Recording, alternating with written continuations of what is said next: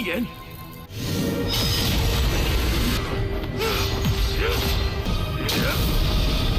老子将司徒拿，他竟还掌握黄泉道功法。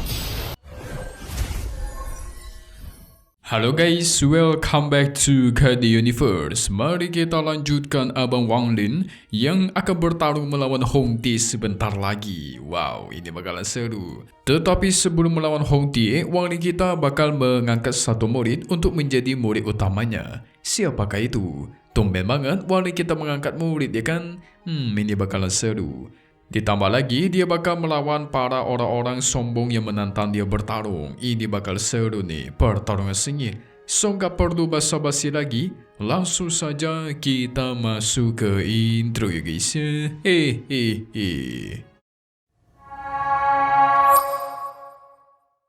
Singkat cerita 4 bulan sudah berlalu, tubuh asli Wang Lin terus memecahkan ruang hampa untuk mencari tubuh keduanya. Tapi tiba-tiba dia sadar ada dua orang yang mendekat. Itu adalah si kakek Kongsun dan si wanita bercadar Cixin. Kakek Kongsun langsung melancarkan serangan, tetapi sayang Wang Lin terlalu kuat, menghilangkan semua serangannya. Kalian mesti ingat, mereka berdua inilah yang ikut Wang Lin masuk ke dalam tanah kuno guys. Tentu Wang Lin bertanya-tanya kemanakah sisa orangnya, kenapa cuma mereka berdua doang yang selamat. Sang wanita bercadar yaitu Cixin merasa cukup familiar ketika melihat si Wang Lin. Dia pun bertanya, apa jangan-jangan ada yang dia kenal dari kelima orang yang ikut mereka masuk kemarin. Cixin pun menceritakan kalau dia dulu dijual ke negara Phoenix sebagai seorang budak. Hidupnya sengsara dan menyedihkan sampai pada akhirnya dia bertemu dengan tetua Kongsun. Si tetua terus melindunginya dan membantu dia sampai pergi ke tanah kuno untuk mencari jejak ayahnya. Nah, demi mencari jejak dari sang ayah, dia pun mengundang 5 orang kuat termasuk salah satunya adalah Wang Lin. Tapi bodohnya Cixin, dia malah memberikan sinyal agar si tetua Kongsun menyerang Wang Lin guys, dan tuar. Yang terjadi malah kebalikan, sang tetua dibantai habis-habisan oleh Wang Lin. Cixin pun memohon agar tetua Kongsun tidak dihabisi. Kalau mau menghabisi, maka habisi diriku aja.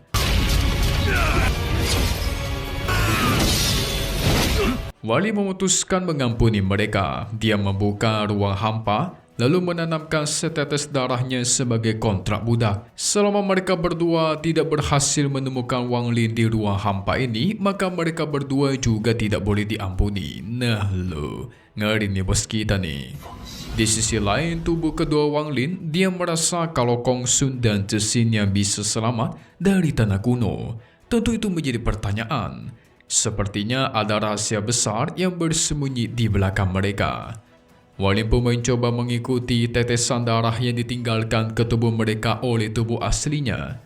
Singkat cerita, akhirnya mereka pun bertemu. 2 tetes darah itu Wang Lin ambil. Tubuh aslinya yang sadar pun langsung membuka ruang hampa di sana dan tuar.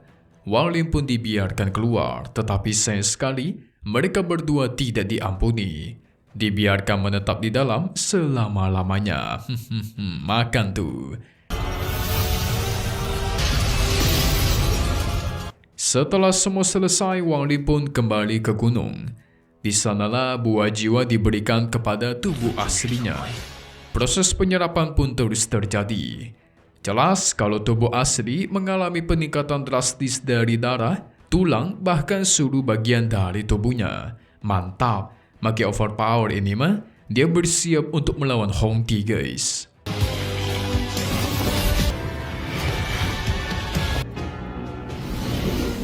Singkat cerita, 3 tahun pun sudah berlalu. Di dekat desa sana, para rakyat beramai-ramai menghampiri utusan dari Sekte Tianshan. Jadi di sini Sekte Tianshan sedang mencari murid, dan di sana pun juga ada Chouru guys yang masih kecil. Chouru diharapkan bisa memasuki Sekte Tianshan. Ketika Chouru maju, dia diperiksa kekuatannya oleh sang tetua dan tuar. Si tetua langsung menginginkan Chouru sebagai muridnya. Padahal Chouru ini bisu. Tapi kalau dilihat dari akar spiritualnya, itu sungguh luar biasa. Makanya dijadikan murid barunya. Setelah itu, Cao Ru pun resmi menjadi murid dari tetua Tianshan, tetapi dia memiliki pikiran jahat guys. Ingin menyerap akar spiritualnya, bahkan sang tetua sangat galak. Menyuruh Cao Ru berjalan secepat mungkin, bahkan dia marah-marahin guys. Dia menangkap Cao Ru, tapi Cao Ru gigit tangannya sampai berdarah, membuat sang tetua murka ingin menghabisinya. Tapi tiba-tiba Wang Lin muncul di belakangnya. Kau berani? Dia pun ditekan sampai tidak berdaya, lalu Wang Lin lempar sejauh mungkin. Hehehe, udah kayak boneka aja nih guys.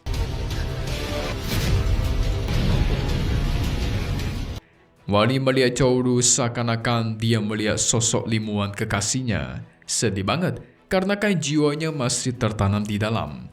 Wang Lin juga merasa senang ketika Cao Ru memanggil dia paman.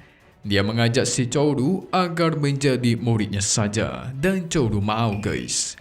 Di sini dia berpikir untuk membawanya pergi saja, karena lebih aman kalau dialah yang melindunginya, daripada nanti ketemu seperti tetua yang tadi ya kan, ia sangat jahat. 你会说话了。 Singkat cerita, mereka pun sampai ke tempat Wang Lin tinggal. Baru aja sampai, langsung terdengar suara Cao Ru yang kelaparan guys. Wang Lin mencoba memotong kentang untuknya, sekali potong malah kebelah itu semua tempatnya gara-gara fisik Wang Lin terlalu kuat. Sehingga proses pendekatan mereka pun terus berlanjut. Wang Lin perlahan bisa memasak dengan mengendalikan energi sekecil mungkin. Ketika makan sudah selesai dibuat, dia menyuruh Cao Ru mencobanya dan nyatanya sangat enak. Ya kalau Wang Lin sih nggak perlu makan ya guys, karena kan ranahnya udah tidak memerlukan asupan makanan.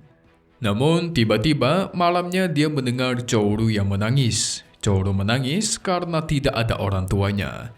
Soalnya untuk pertama kalinya dia berpisah dengan orang tuanya. Apalagi dia takut Wang Lin nanti pergi meninggalkan dia coba. Sehingga Wang Lin memberikan dia satu lonceng. Jika lonceng miliknya dibunyikan, maka lonceng milik Wang Lin juga bakal berbunyi. Dan kalau itu berbunyi, itulah saatnya bagi Wang Lin agar muncul di hadapannya. Jadi kayak lonceng pemanggil gitulah guys. 我就会出现，以后你说找我。 好漂亮。 Tapi sepertinya orang-orang yang menantang Wang Lin di luar semakin banyak. Jadi, gara-gara identitasnya terungkap, orang-orang mengetahuinya dia jenius dan menantang dirinya untuk bertarung guys. Dengan penuh amarah, Wang Lin keluar dan menghabisi mereka satu persatu. Anggapannya mereka sudah mengganggu Cao Ru yang pengen tidur. Benar-benar tidak ada dikasih ampun. Hehe.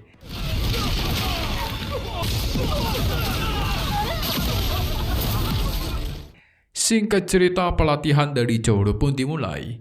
Dia dilatih menyerap energi spiritual dan ada juga dibawa ke kota. Ya kalau dibilang guru sama murid, Mimin bilangnya sih lebih mirip dengan anak sama bapak. Kalian lihat saja, gimana cara si Wang Lin memperlakukan Cao Ru, itu udah kayak anak sendiri. Sayang banget guys.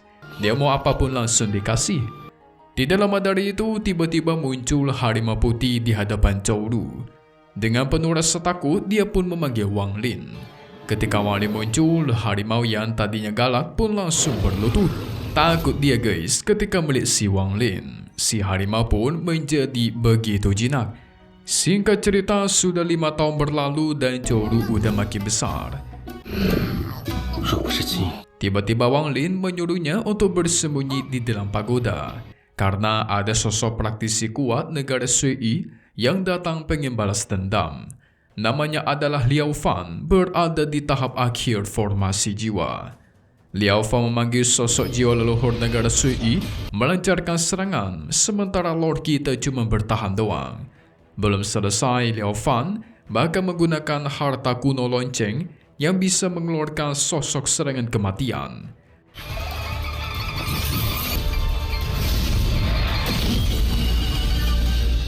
Merasa sudah cukup, Wang Lin pun akhirnya menggunakan pedang surgawi dan zirah giok jiwa. Ini keren.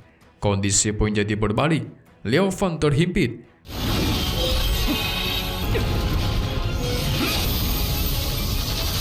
Tapi tiba-tiba dari tangan kegelapan itu muncullah asap hitam dan di dalamnya muncullah pria yang berteriak, "Siapa yang begitu berani melukai diriku?" Melihat sosok tersebut, dia jadi terfikirkan sosok gurunya, yaitu Setunan. Apalagi dulu sang guru pernah menyuruh Wang Lin mempelajari teknik rahasia Huang Chuan. Dan sosok misterius di hadapannya ini menggunakan teknik Huang Chuan guys. Wang Lin pun sengaja menunjukkan teknik Huang Chuan miliknya, membuat sosok tersebut kaget. Dapat dari mana dia teknik ini? Dia pun mengaku sebagai Setunan. Loh, kok kan gurunya masih ada di dalam mutiara dewa ya? Lalu ini Setunan yang mana ini? Kagetlah si Wang Lin. Setunan menyerang pelindungnya Wang Lin, tetapi Wang Lin balas dengan serangan menara pagonanya, mementalkan mereka berdua jauh dari sana. Liao Fan yang sekarat pun segera memutuskan buat kabur dari sana.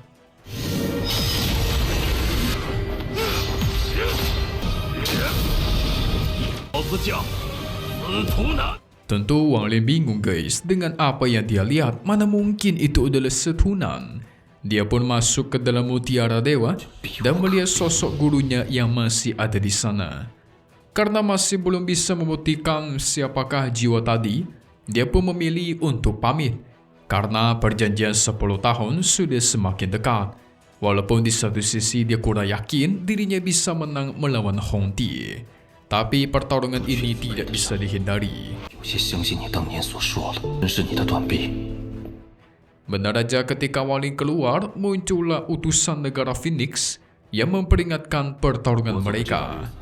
Wang Lin pun meninggalkan kode petir, memerintahkan tetua Tian untuk melindungi area di sini selama dia pergi, terutama melindungi Zhou.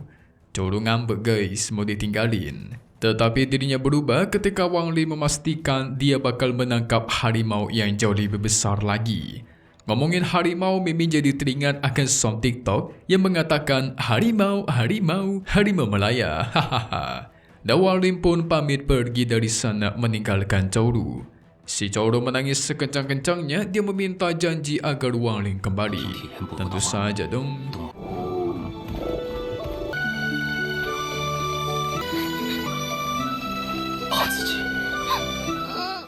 Sementara itu di negara Sui, Liao Fan yang kembali melaporkan soal Cheng Niu kepada sang penguasa yang bernama Li Yuanfeng. Cheng Niu yang mereka cari sudah berada di tingkat formasi jiwa tahap menengah. Dia memiliki pedang surgawi, menara pagoda, bahkan kekuatan domain hidup dan mati. Gak cuma itu, ternyata Cheng Niu menguasai yang namanya teknik rahasia Huang Chuan. Nah, inilah yang pengen diketahui oleh sang penguasa sekte. Li Yuanfeng akan bertindak setelah pertarungan Cheng Niu melawan Hong Ti. Pengen dia bantai habis guys. Waduh.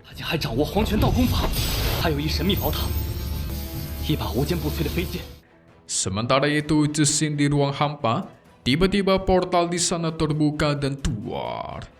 Muncullah semacam sosok kakek tua gitu guys. What?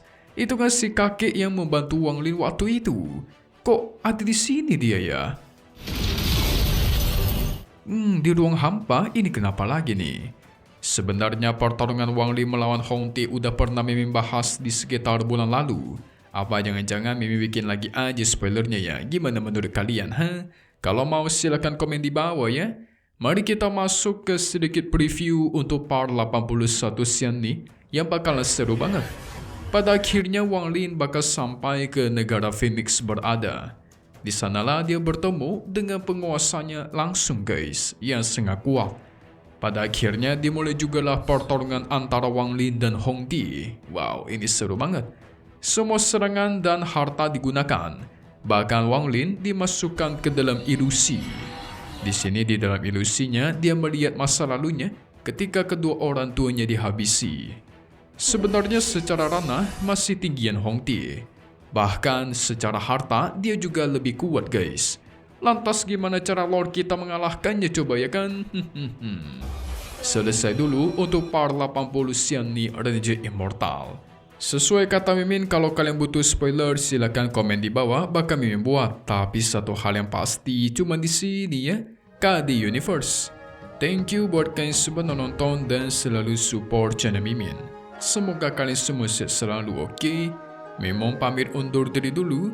Kita bakal ketemu lagi di video-video selanjutnya. Oke kalau gitu, see you guys.